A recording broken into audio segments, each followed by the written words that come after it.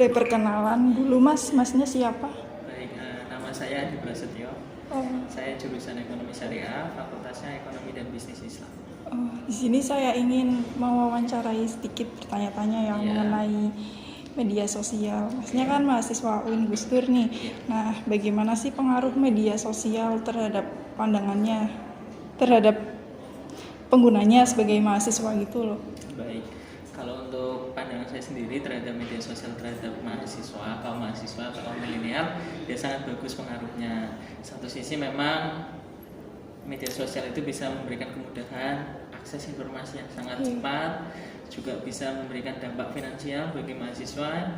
Kemudian untuk tugas-tugas juga lebih mudah bagi mahasiswa, meskipun satu sisi juga seperti mata koin, dampak dari media sosial juga ada sisi negatifnya. Tinggal mahasiswanya mau seperti apa terhadap media sosial itu sendiri. Terus menurut Masnya itu cara mengatasi dampak negatifnya itu bagaimana menurut Mas pribadi? Baik, kalau untuk dampak negatif bagi mahasiswa, kalau media sosial sendiri kan dampaknya banyak ya, positif sama negatif. Negatifnya pun kalau diklasifikasikan banyak, ada dampak kesehatan, dampak psikologis, dampak emosional, itu juga banyak.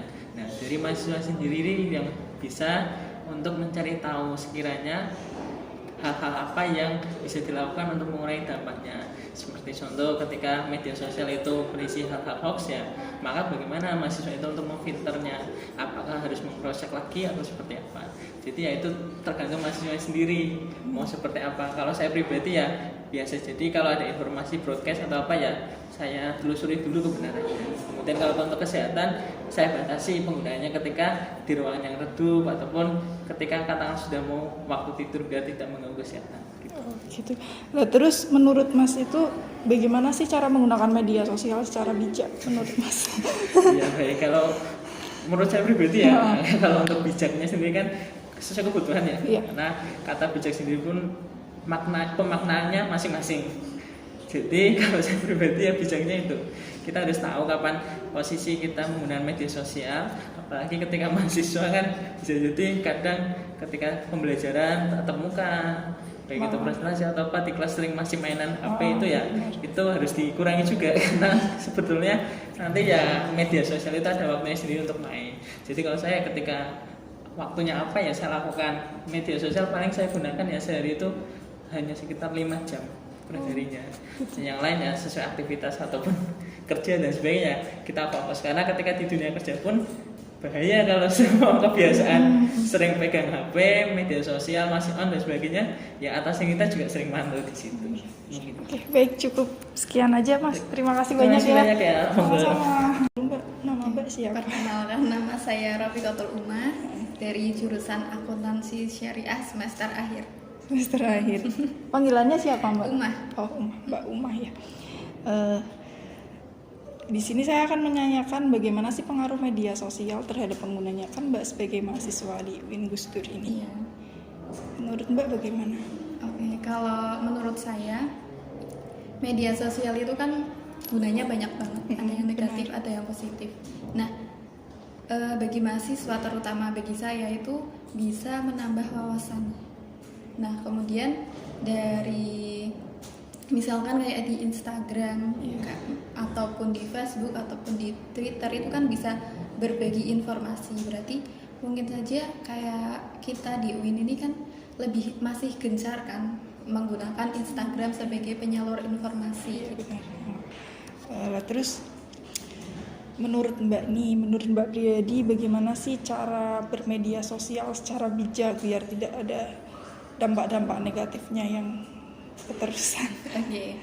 Kalau secara bijak itu ya gimana ya? Berarti kita membatasi diri aja.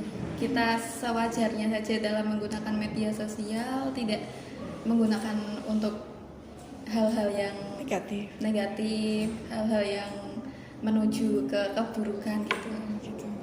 Ya, terus bagaimana sih cara mengatasi dampak-dampak buruk itu? Dampak buruknya yaitu tadi kita kembali lagi bahwa kita sewajarnya saja dalam menggunakan media sosial gitu. Di kehidupan kan nggak melulu media sosial, kan ada kegiatan-kegiatan lain yang di luar media sosial dan itu bermanfaat. Nah, kita bisa mengalihkan fokus kita ke media sosial itu ke kegiatan-kegiatan yang bermanfaat gitu. Oke, bagaimana menurut Mbak pengaruh media sosial terhadap penggunanya sebagai mahasiswa UIN Gus Dur ini? Iya, pengaruh media sosial ya. Jadi kalau menurut saya sendiri pengaruhnya ada dua ya, pasti positif sama negatif buat kita mahasiswa sendiri. Yang positif kita jadi lebih tahu terutama tentang keadaan yang ada di luar sana. Terus juga jadi tidak gaptek ya. Jadi kita update tentang masalah-masalah yang ada di luar kampus ini. Terus kalau dampak negatifnya sendiri itu bisa kayak menjadikan kita itu lupa misalnya tugas kuliah, kayak misal Instagram ataupun TikTok itu kan lebih ke menjadikan lupa ya Mbak, terlena gitu. Terlena, lebih mementingkan scroll yang ada di Instagram gitu ya. Nah, terus kan ada dampak negatifnya nih. Bagaimana sih cara mengatasi dampak negatif tersebut menurut Mbak? Kalau menurut saya sendiri, kita lebih membatasi penggunaan handphone ini sendiri ya, karena media sosial kan adanya di handphone kan. Selain di handphone ya juga ada di laptop, tapi yang sering kita pegang adalah handphone. Jadi kita membatasi